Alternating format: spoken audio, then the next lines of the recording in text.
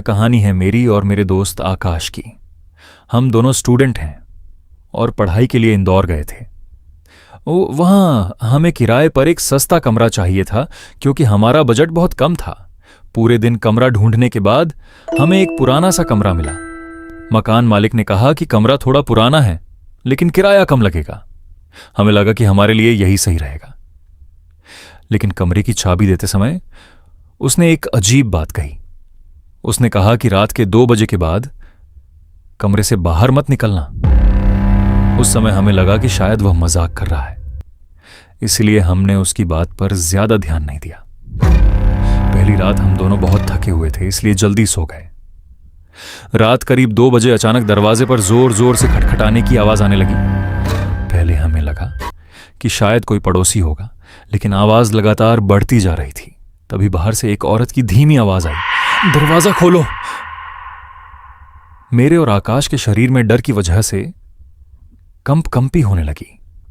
कमरे का बल्ब बार बार जल और बुझ रहा था। हम दोनों चुपचाप बिस्तर पर बैठे रहे और दरवाजा नहीं खोला। कुछ देर बाद आवाज बंद हो गई। हमें लगा कि शायद अब सब ठीक है, लेकिन तभी कमरे के अंदर किसी के चलने की आवाज आने लगी। ऐसा लग रहा था जैसे कोई हमारे कमरे में ही घूम रहा हो। अचानक बाथरूम का नल अपने आप चालू हो गया। आकाश बहुत डर गया और बोला कि यहां से भाग चलते हैं। मैं धीरे धीरे बाथरूम के पास गया और दरवाजा खोला। अंदर कोई नहीं था, लेकिन शीशे पर लिखा हुआ था, यहां मत रहो। अगली सुबह हम दोनों सीधे मकान मालिक के पास गए और उसे सच पूछने लगे। पहले तो वह चुप रहा, लेकिन फिर उसने बताया कि 2 साल पहले एक लड़की इसी कमरे में रहती थी। वह इंदौर में पढ़ाई करने आई थी, लेकिन एक रात उसने उसी कमरे में आत्महत्या कर ली। उसके बाद जो भी उस कमरे में रहा, वह ज्यादा दिन तक वहां नहीं टिक पाया। यह सुनकर हमारे होश उड़ गए। हमने तय किया कि अगली सुबह कमरा छोड़ देंगे, लेकिन उस रात हमारे साथ सबसे डरावनी घटना हुई। रात को अचानक कमरे की लाइट चली गई।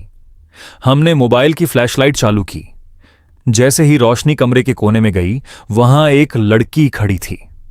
उसके लंबे बाल थे और वह सफेद कपड़ों में थी। वह धीरे धीरे हमारी तरफ देख रही थी। आकाश डर के मारे चिल्लाने लगा। तभी उस लड़की की आवाज आई, तुम भी मुझे छोड़कर चले जाओगे? इतना सुनते ही मोबाइल की फ्लैशलाइट बंद हो गई और पूरा कमरा अंधेरे में डूब गया। हम दोनों किसी तरह रात भर जागते रहे। सुबह होते ही बिना किसी को बताए हम वह कमरा छोड़कर भाग गए।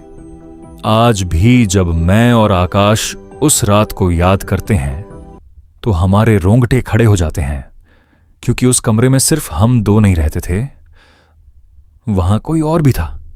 अगर आपको यह वीडियो अच्छी लगी हो तो हमारे YouTube चैनल को सब्सक्राइब करें, वीडियो को लाइक और शेयर जरूर करें।